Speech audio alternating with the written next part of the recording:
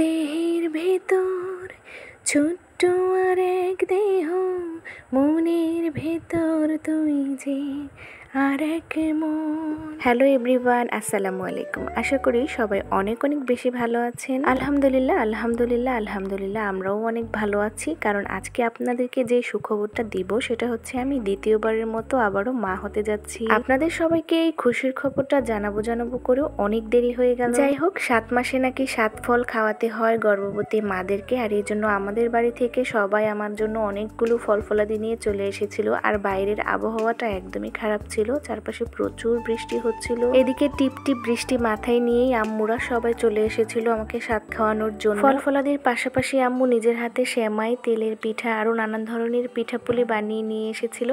আর এখানে জায়ান ঘুমাচ্ছিল, আর আমাদের জন্য আবার শাড়ি পাঞ্জাবি এগুলোও আনলো। এগুলো দিয়ে আমরা দুইজন সেজে গুজে রেডি হয়ে গেলাম। আপনাদের ভাইয়া তো আমাকে বারবারই বলছিল যে তোমাকে আজকে অনেক বেশি মিষ্টি লাগছে, অনেক বেশি সুন্দর লাগছে। এদিকে সামনে দাঁড়িয়ে আমার ছোট ভাই আমাদেরকে বলছিল, আপু তোমাদের দুইজনকে আজকে নতুন জামাই বউয়ের মতো লাগছে। আমার ছেলে তো অনেক বেশি খুশি, তার একটা ছোট্ট ভাই বোন আসবে। আর এদিকে আম্মু আমাকে খাইয়ে দিচ্ছে, আম্মুর পরে আমার শাশুড়ি মা আমাকে খাওয়াচ্ছে। দুই মায়ের হাত থেকে আজকে শুধু খাবোই আর খাবো।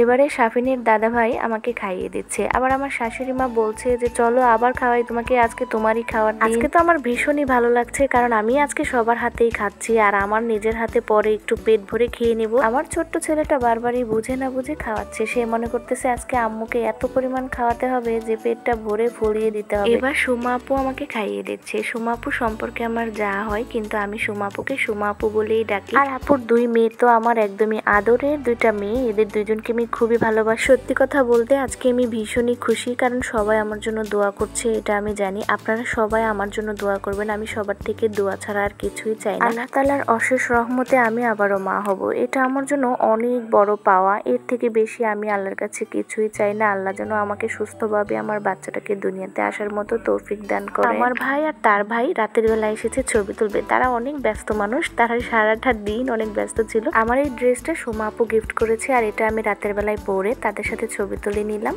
আর এখন ছোট ভাই চলে এসেছে, আর ছোট ভাইয়ের সাথে কয়েকটা ছবি দিনের বেলায় তোলা ছিল। সে বন্ধুদের সাথে অনেক ব্যস্ত, সে চলে গিয়েছিল নরসিংদীতে, তাদের একটা দাওয়াত ছিল। আমার আপুর ছেলে জায়ান বাবাটার সাথে ছবি তোলা কষ্ট হয়ে যাচ্ছিল, কারণ তার অনেক জ্বর ছিল। সে জ্বর নিয়ে সে খালামনির এখানে এসেছে। আমার মেজু ভাই আপুর সাথেও কিছু ছবি তুলে নিলাম। যাই হোক, সবাই আমার জন্য অনেক অনেক বেশি দোয়া করবেন। আমার ডেলিভারির টাইম আর বেশি নেই, আমার জন্য সবাই মন থেকে অনেক দোয়া করে দিবেন। আজকের মতো ভিডিওটা এই পর্যন্তই। আল্লাহ হাফিজ, আসসালামু আলাইকুম।